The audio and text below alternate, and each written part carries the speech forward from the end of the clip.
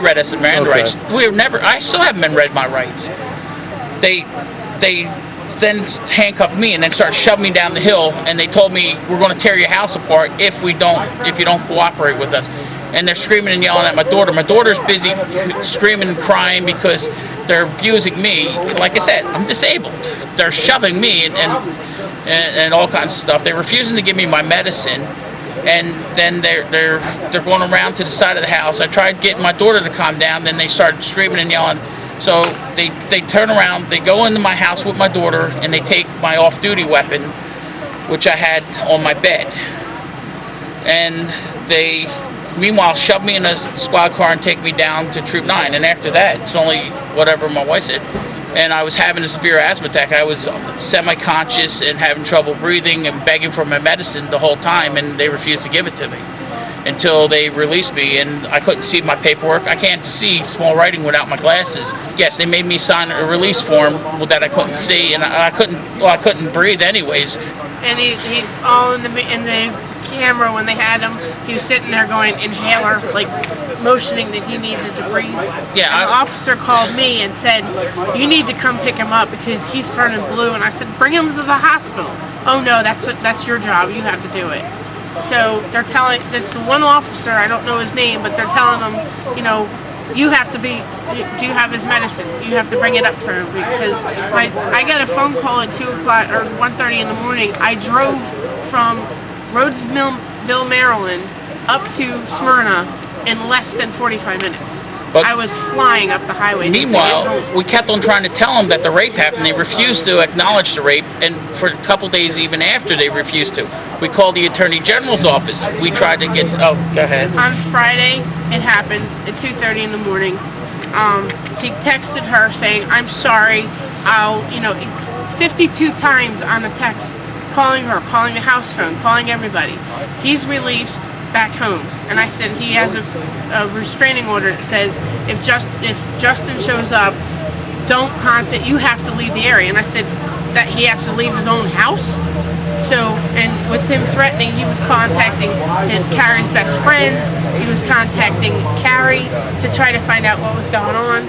So, he says, "I'm sorry, my dad made me do it, and I'll go and drop the charges." So we thought, okay, fine, it's going to be fine. We went up to the SANE clinic up in Christiana Hospital, did the whole forensic testing. And what happened was she went there, and they said, yes, it's rape. It was considered date rape and stuff. So she's still confused. She's trying to talk about it.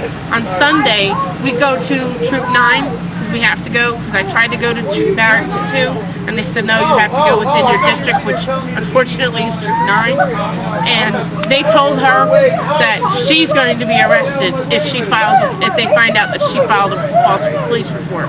Because the gentleman that showed up, or the officer that showed up on Friday, the corporal, was the same officer that was there on Sunday, and said, well, if it was such a rape and you were such a problem, why didn't you report it before your father was arrested? You're just covering up for your father. And it didn't happen. We had run in with these same officers before with falsifying police reports and stuff like that, so it's nothing new. Do you have paperwork from Christiana that... They have it.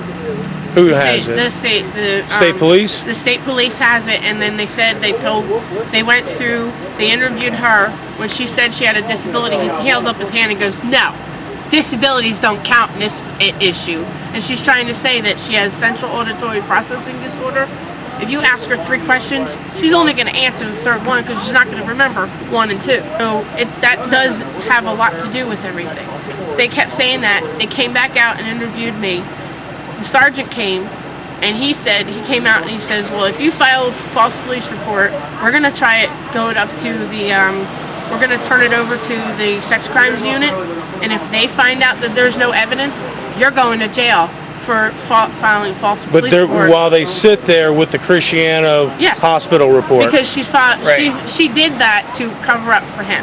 Because she felt guilty for her father. So the nurses at the hospital are colluding with you, right?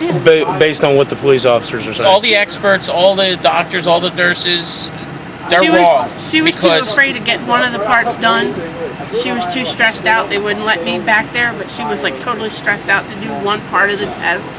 She's going to counseling right now at her college. I've been charged with felony possession, Aggravated menacing, terroristic threatening, and possession of a firearm during the conviction of a felony. The aggravated menacing. In the state of Delaware, aggravating menacing is a class 1 felony or I haven't got a clue on what If he Delaware. goes to jail, it's 63 years in jail. Facing 63 years for yelling at a kid for raping my daughter to get out of my house. He's been in the mental institution 3 times. This boy has. His father is a convicted sex offender from state of Delaware that's in Pennsylvania now. And his mother is the ex-treasurer of Kenton. For embezzling almost $1 million. $200,000. She's been $200,000? Embezzled money, and she's still in jail to this day because she refuses to plead. I am a disabled police officer from another state. What these officers have done to me is a violation of the Constitution, a violation of the law. These people never read me my rights. They refuse to listen to reason, and what they have done and the way they have done everything is against the law. These are not police officers. These are armed thugs. They have violated my constitutional rights, and as a law enforcement officer, my Miranda rights were never read to me. These officers refuse to obey the law. Officers of the law have to obey the law as much as the civilians. And until they can do that, they do not belong being the enforcers of the law.